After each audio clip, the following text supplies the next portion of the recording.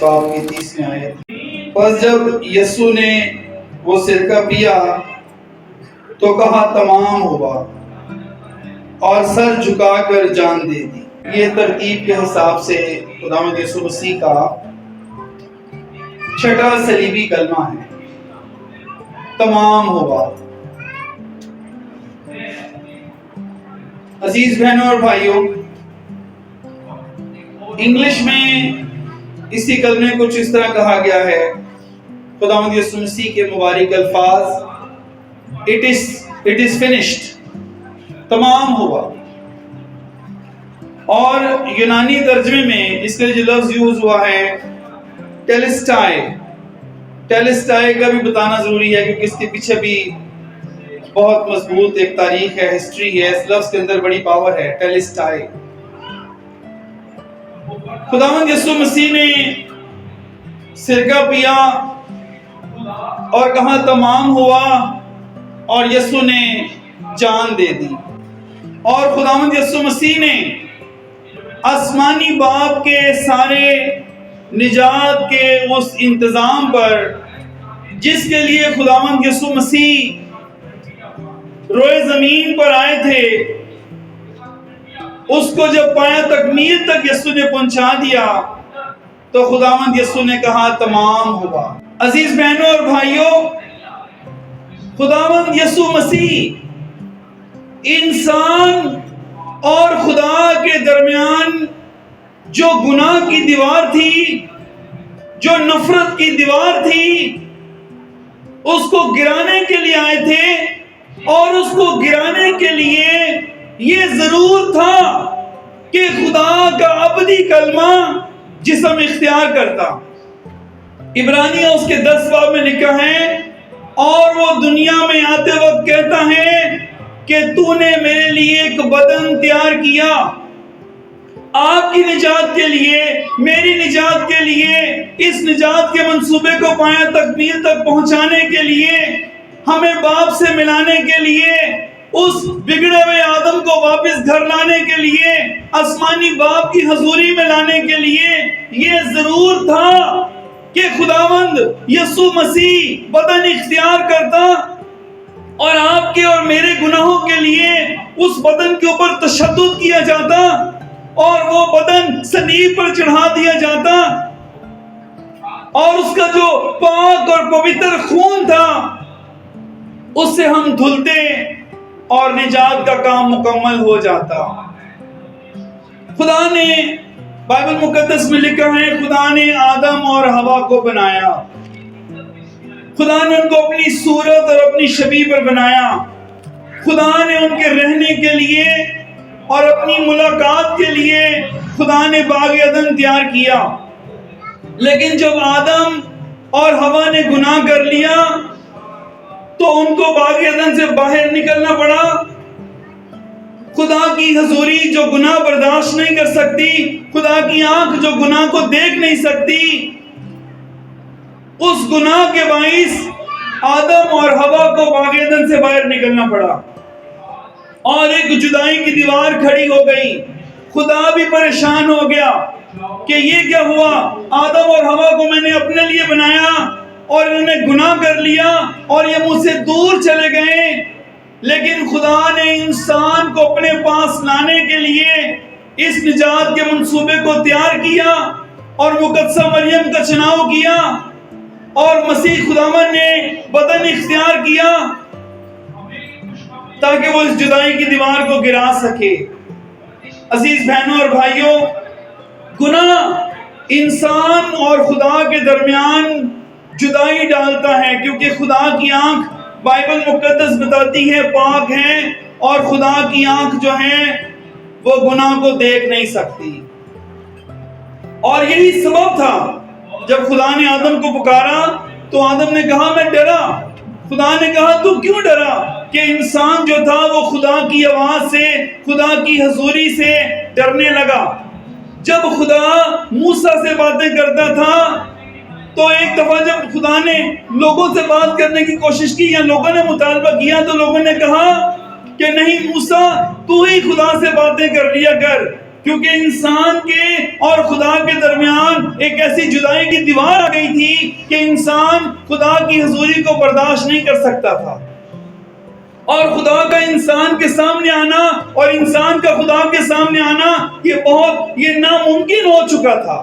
یہ صرف اس وقت ممکن ہوتا تھا جب خدا کوئی فضل کرتا تھا یا کسی نبی کو یا رہنما کو چنتا تھا تو پھر خدا اس کے قریب آتا تھا۔ پاک ترین مقام میں بھی سردار کاہن نہیں اندر جا کے مذبح پر خون چھڑکتا تھا، اور جب کفارہ قبول ہو جاتا تھا تو وہ آگے خوشی کی خبر دیتا تھا۔ خدا پاک ترین مقام میں صرف سردار کاہن کو جانے کی اجازت ہوتی تھی، اور ایک جدائی کی دیوار تھی کہ ہر بشر جو تھا، ہر انسان جو تھا، وہ پاک ترین مقام میں نہیں جا سکتا تھا۔ خدا نے اس جدائی کو دور کرنے کے لیے، انسان کے گناہ معاف کرنے کے لیے ہمیشہ خون کا تقاضا کیا ہے۔ گناہ کے کفارے کے لیے خدا نے خون کا تقاضا کیا ہے۔ خدا نے خون کا ہی حکم دیا کہ تم جانوروں کی قربانیاں پیش کرنا، اور اس طرح سے انسان خدا کے قریب ہوتا رہا۔ بے عیب جانور، خدا نے حکم دیا کہ بے عیب جانوروں کی قربانی گزرانو، اس طرح تمہارے گناہ اور تمہاری خطائیں معاف ہوں گی۔ لیکن یہ جب ہم عبرانیوں کے خط کو پڑھتے ہیں، یہ قربانیاں عارضی تھی، وقتی تھی، لیکن یہ ضرور تھا کہ انسان کے کفارے کے لیے انسان ہی پیش ہو، اور وہ صرف اور صرف خداوند یسوع مسیح ہی تھے جو بالکل بے عیب تھے، گناہ سے پاک تھے، گناہ سے مبرہ تھے، اور یہ ساری اذیت خداوند یسوع مسیح کو اپنے بدن پر اٹھانی تھی۔ یہ کوئی چھوٹا کام نہیں، بہت بڑا کام تھا۔ خداوند یسوع مسیح نے اپنی زمینی خدمت میں بارہا اپنے اس پیالے کو یاد کیا۔ یسوع کی جان ٹوٹتی تھی، کیونکہ وہ جو پیالہ پینے کو تھا، انسان کا کفارہ دینے کو تھا، یسوع کی جان ٹوٹتی تھی، کیونکہ وہ اس کام کو پایا تکمیل تک پہنچانے کے لیے خداوند یسوع مسیح کو بہت سارے دکھ اٹھانے تھے۔